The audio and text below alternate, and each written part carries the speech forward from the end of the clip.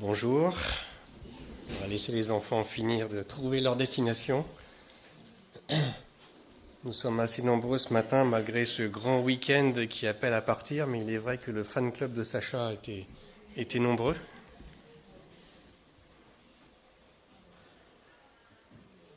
Nous avons un texte ce matin dans la continuité de notre méditation sur la première épître de Jean qui convient certainement très bien à un dimanche de la Pentecôte. Entre vérité et mensonge, alors il y a de plus en plus de sites d'information qui tentent d'essayer de nous expliquer quel est le vrai du faux dans ce que nous voyons et ce que nous entendons. Où est la vérité ? J'aimerais juste commencer par une citation du philosophe Pascal que je retraduis en français un peu plus moderne pour que ça soit compréhensible, qui disait que la vérité est si obscurcie en ce temps et le mensonge si établi qu'à moins d'aimer la vérité, on ne saurait la connaître. Les malingres sont des gens qui connaissent la vérité, mais qui ne la soutiennent qu'autant qu'ils y ont intérêt. Je vous invite à lire ensemble dans l'épître de Jean, première épître de Jean, chapitre 2, nous lirons les versets 18 à 27. 1 Jean chapitre 2, versets 18 à 27. Petits enfants, c'est la dernière heure. Et comme vous avez appris qu'un antichrist vient, il y a maintenant plusieurs antichrists. Par là, nous connaissons que c'est la dernière heure. Ils sont sortis du milieu de nous, mais ils n'étaient pas des nôtres, car s'ils avaient été des nôtres, ils seraient demeurés avec nous. Mais cela est arrivé afin qu'il soit manifeste que tous ne sont pas des nôtres. Pour vous, vous avez reçu l'onction de la part de celui qui est saint, et vous avez tous de la connaissance. Je vous ai écrit non que vous ne connaissiez pas la vérité, mais parce que vous la connaissez, et parce qu'aucun mensonge ne vient de la vérité. Qui est menteur sinon celui qui nie que Jésus est le Christ ? Celui-là est l'Antichrist qui nie le Père et le Fils. Quiconque nie le Fils n'a pas non plus le Père. Quiconque se déclare publiquement pour le Fils a aussi le Père. Que ce que vous avez entendu dès le commencement demeure en vous. Si ce que vous avez entendu dès le commencement demeure en vous, vous demeurerez aussi dans le Fils et dans le Père. Et la promesse qu'il nous a faite, c'est la vie éternelle. Je vous ai écrit ces choses au sujet de ceux qui vous égarent. Pour vous, l'onction que vous avez reçue de lui demeure en vous, et vous n'avez pas besoin qu'on vous enseigne, mais comme son onction vous enseigne toute chose, qu'elle est véritable, et qu'elle n'est point un mensonge, demeurez en lui selon les enseignements qu'elle vous a donnés. Je vous invite à prier. Notre Père, merci pour ta parole. Merci de nous guider dans la compréhension de ce que nous entendons ce matin. Amen. Alors c'est un texte qui peut paraître un peu compliqué. C'est un grand contraste après notre série de méditations précédentes sur l'épître aux Éphésiens de l'apôtre Paul. Le style de Jean est bien différent, très différent. Jean essaye de nous emmener sur une compréhension centrale de qui est Jésus. Dans le chaos du monde où Jean vit, la fin de sa vie, il veut donner une boussole qui rappelle les fondements de notre foi. Le texte que nous avons médité dimanche dernier avec Emmanuel se terminait au verset 17 par « Le monde passe et sa convoitise aussi, mais celui qui fait la volonté de Dieu demeure éternellement. » Alors Jean ajoute quelque chose dans notre texte. Il dit « c'est la dernière heure ». Si quelqu'un me dit « c'est ta dernière heure », je ne le prendrai pas comme un message d'espoir et d'espérance. Globalement, c'est pas très bien pour moi que ce soit ma dernière heure.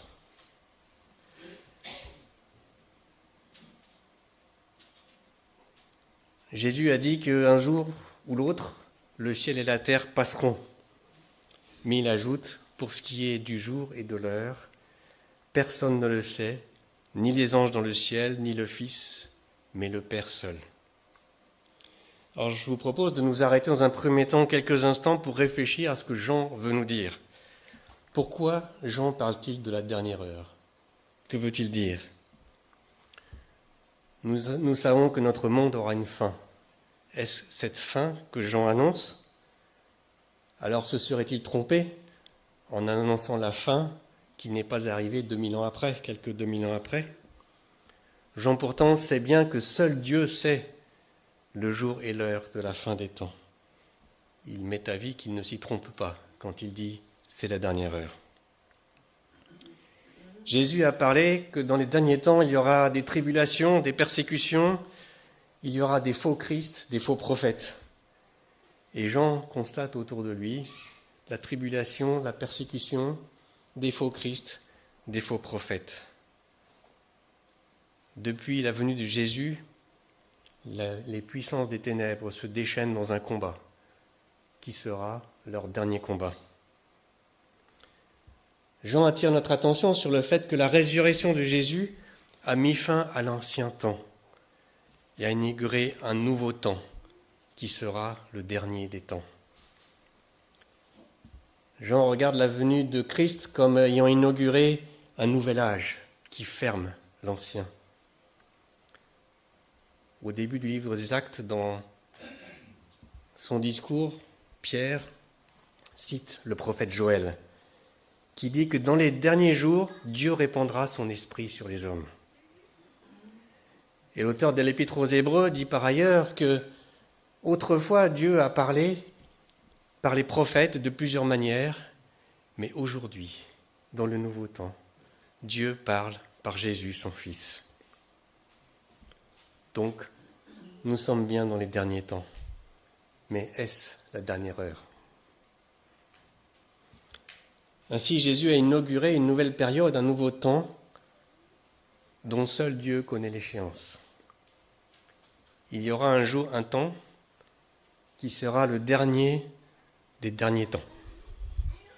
Il y aura un jour qui sera le dernier jour des derniers jours. Il y aura une heure qui sera la dernière heure des dernières heures. Malheur à ceux qui veulent prédire le jour et l'heure de la fin. Ils s'arrogent le privilège de Dieu.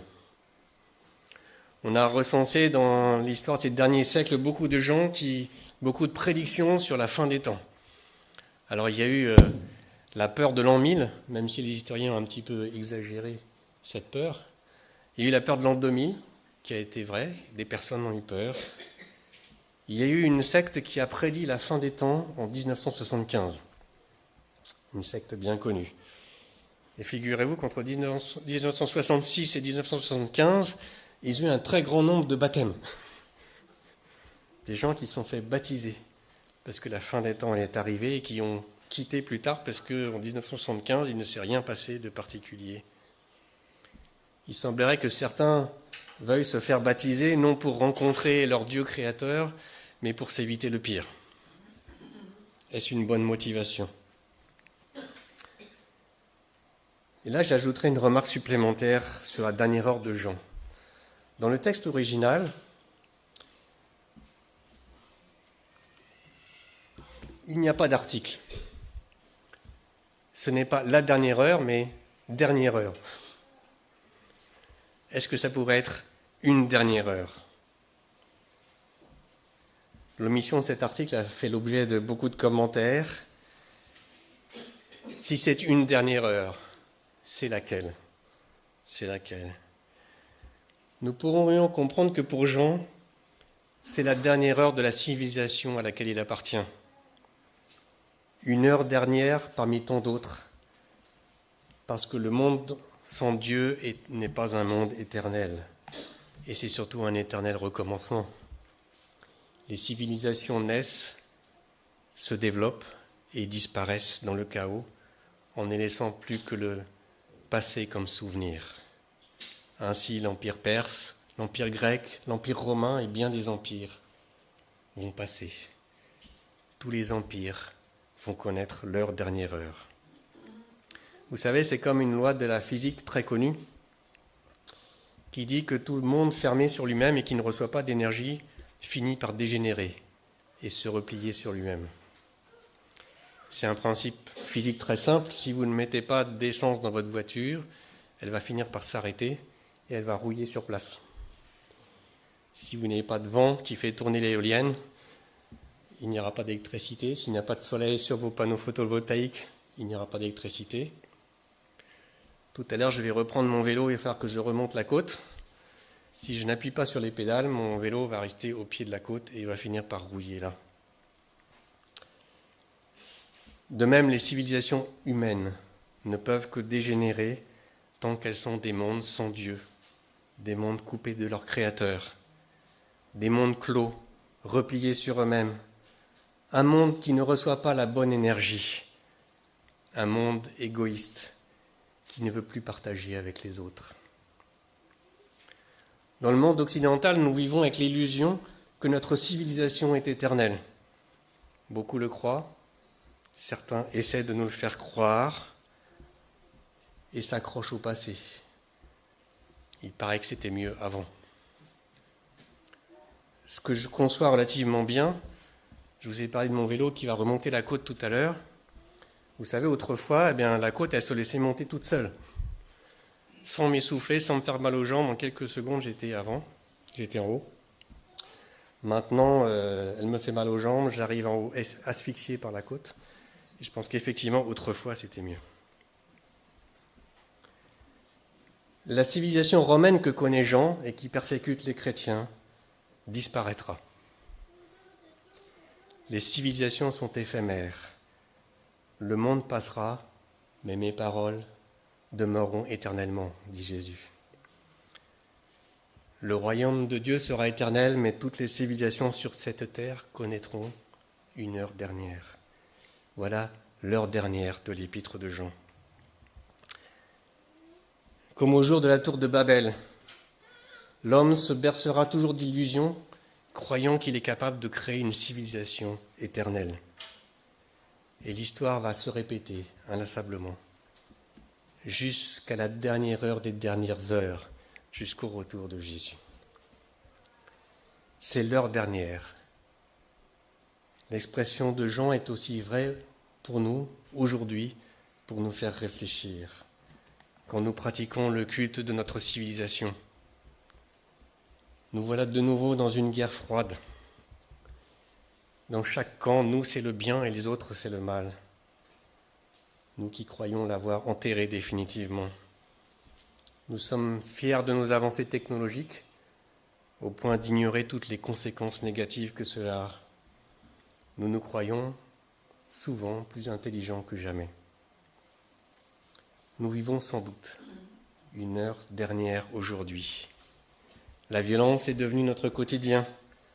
Dans notre environnement proche, les violences familiales, conjugales, les règlements de compte, la violence à l'école, qui inclut de plus en plus souvent des jeunes mineurs.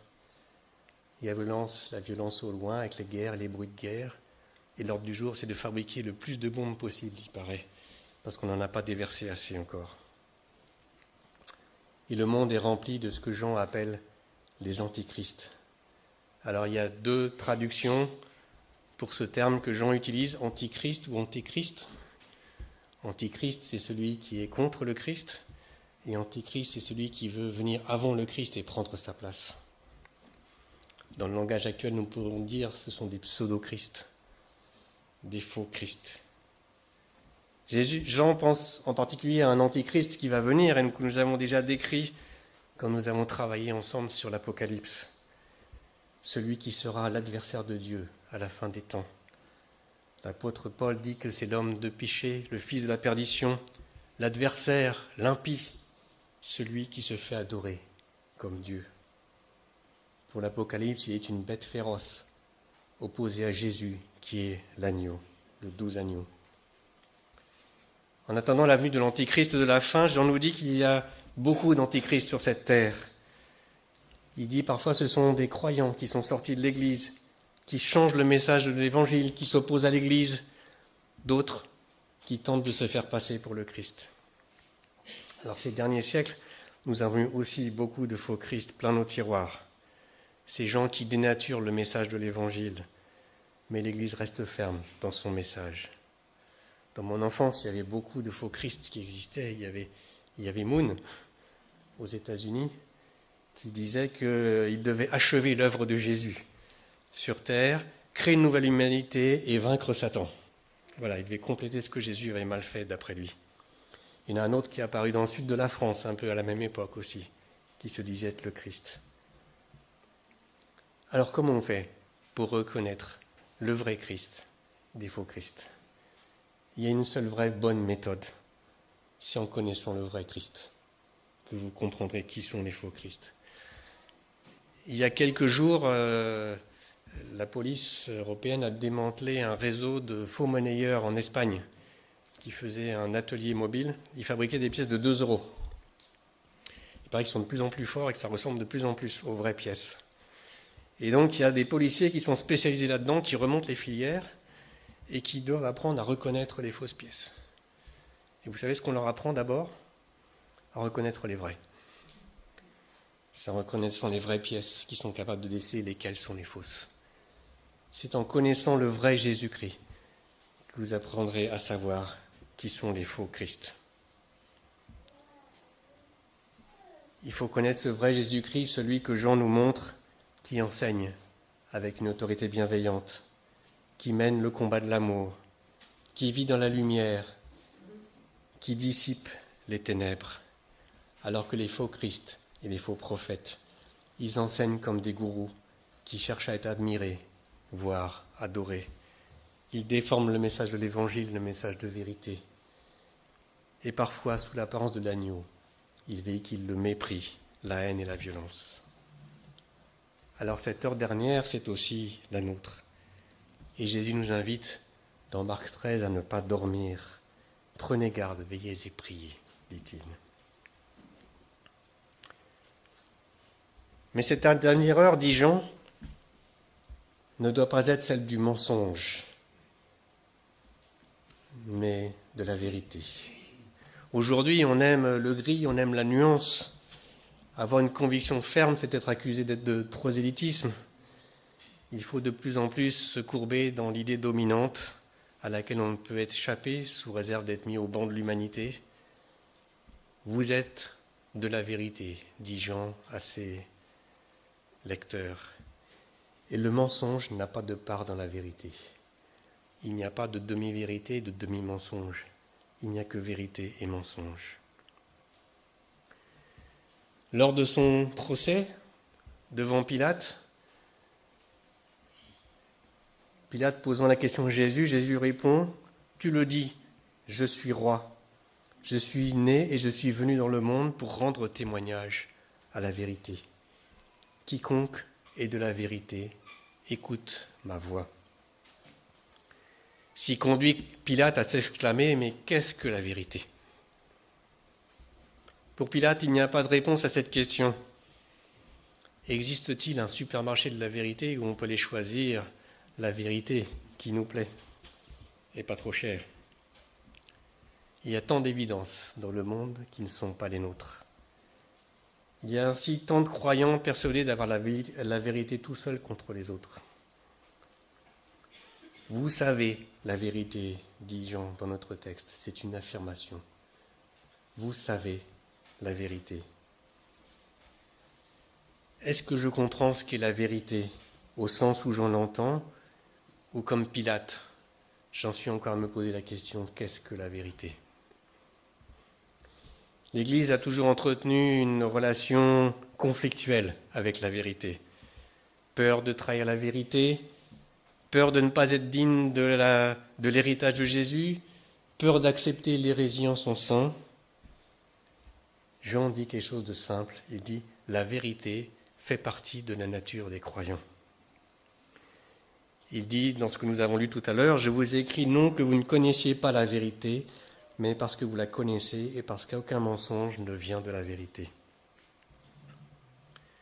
Jésus affirme être venu dans le monde pour apporter la vérité et que quiconque est de la vérité écoute sa voix. Accéder à la vérité de Dieu, ce n'est pas la qualité qu'un homme aurait naturellement, ce n'est pas le fait d'une intelligence supérieure, ce n'est pas le fait d'une recherche minutieuse. Être de la vérité, c'est avoir connu un changement radical.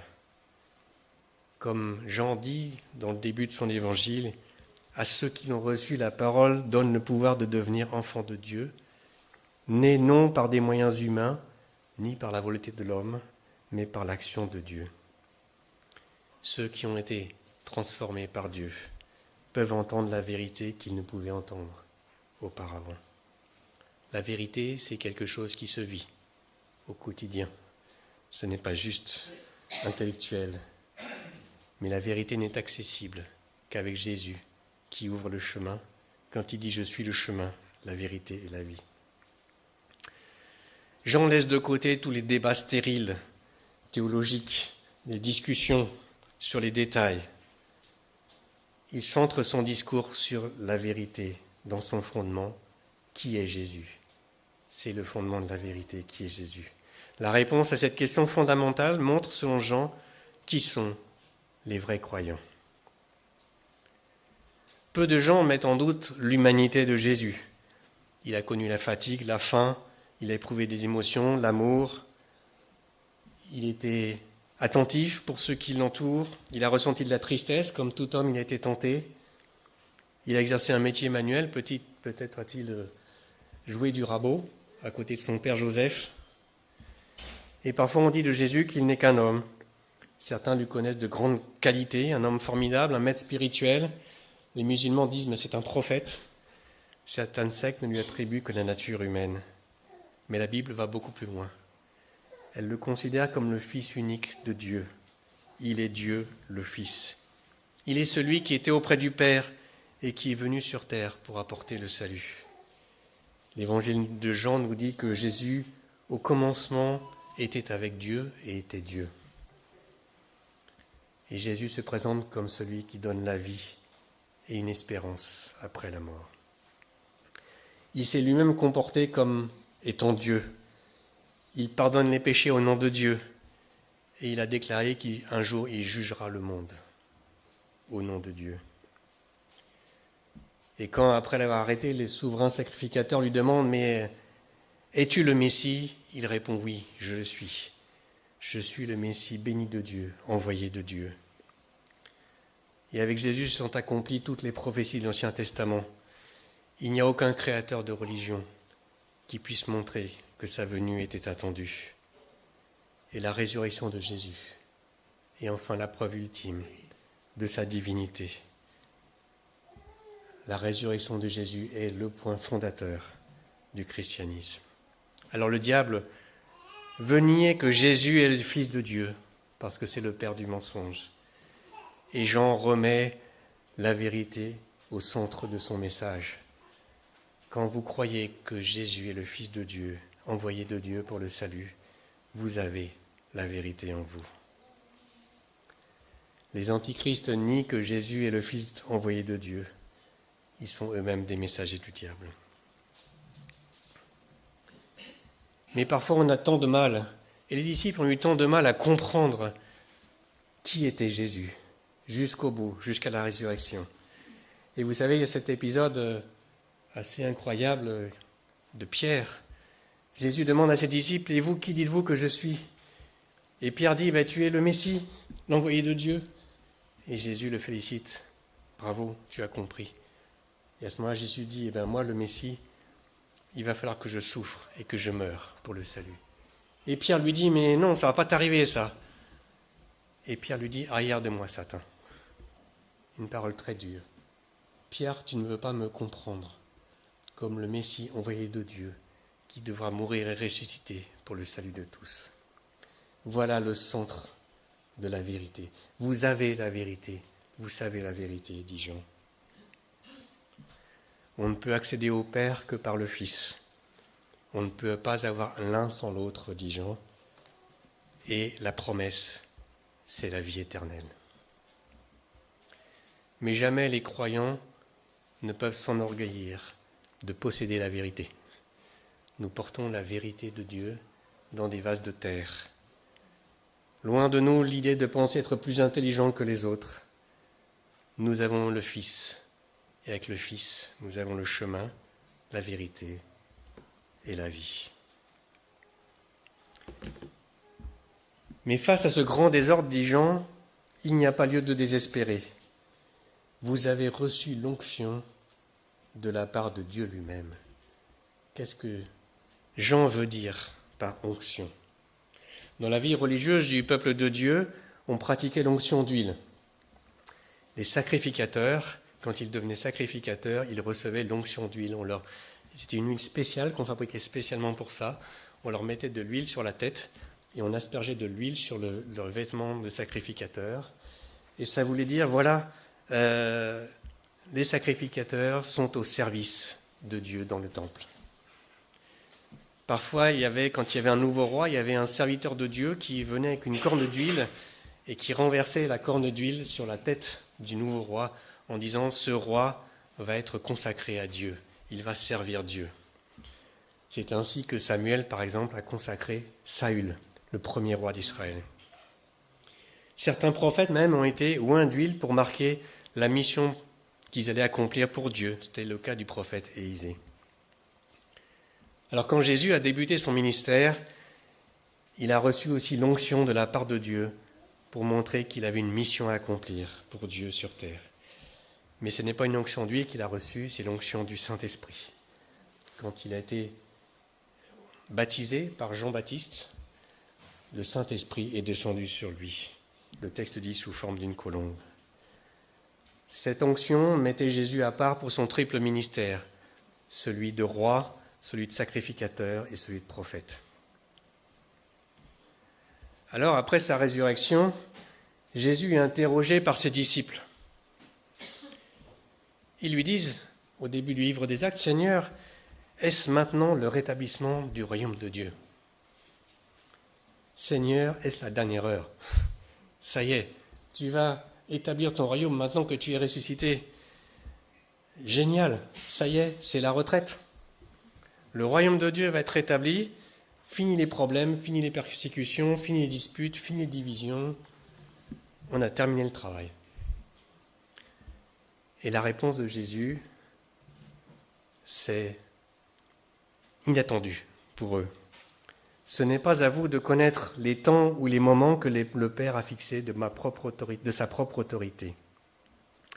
Mais vous recevrez une puissance, le Saint-Esprit survenant sur vous, et vous serez mes témoins à Jérusalem, dans toute la Judée, dans la Samarie et jusqu'aux extrémités de la terre.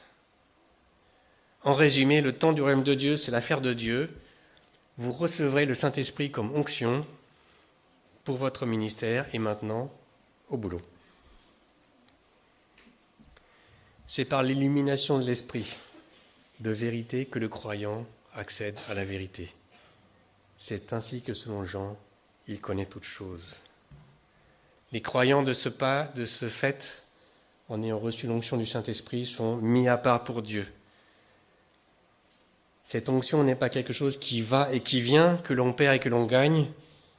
C'est ce qui donne la capacité de persévérer jusqu'au retour du Seigneur. Jean nous exhorte à persévérer dans cette attente et à demeurer en Christ.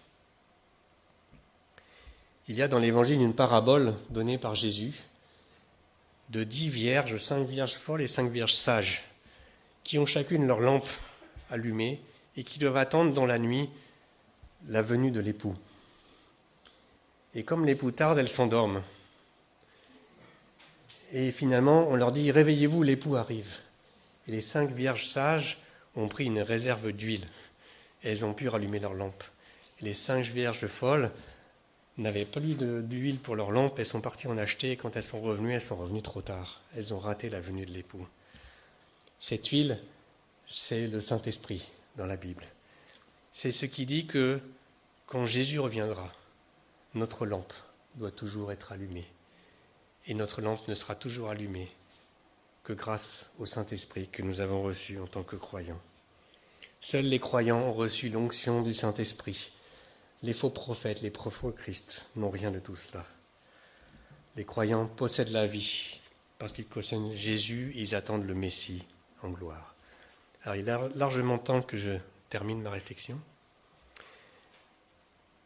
J'ai débordé un peu, désolé. Jean pose que nous vivons une heure dernière qui nous conduit un peu plus près du retour de Jésus. Il y aura encore beaucoup d'heures dernières devant nous et que seul Dieu sait le jour et l'heure, et notre rôle à nous, c'est d'attendre dans l'incertitude confiante, car nous savons que Dieu a le contrôle de toutes choses et que Dieu nous a donné une onction du Saint-Esprit pour persévérer. Jean nous invite à ne pas nous livrer à des débats futiles, stériles, mais à garder la vérité, celle du Fils de Dieu, envoyé par le Père qui apporte la vie éternelle et qui reviendra en gloire. Demeurer en lui, nous exhorte Jean, c'est le chemin de la victoire. Je relirai les derniers versets. Je vous ai écrit ces choses au sujet de ceux qui vous égarent. Pour vous, l'onction que vous avez reçue de lui demeure en vous, et vous n'avez pas besoin qu'on vous enseigne. Mais comme son onction vous enseigne toute chose, qu'elle est véritable et qu'elle n'est point un mensonge, demeurez en lui selon les enseignements qu'elle vous a donnés. Amen. Je vous invite à incliner vos têtes.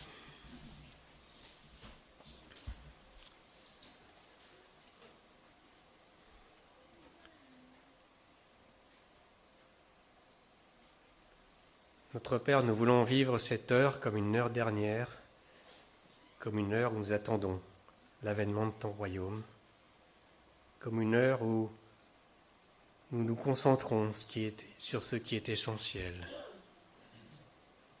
Jésus, ton Fils, a été envoyé sur terre pour nous donner la vie éternelle et pour que nous recevions cette onction du Saint-Esprit pour persévérer jusqu'à ton retour. Amen.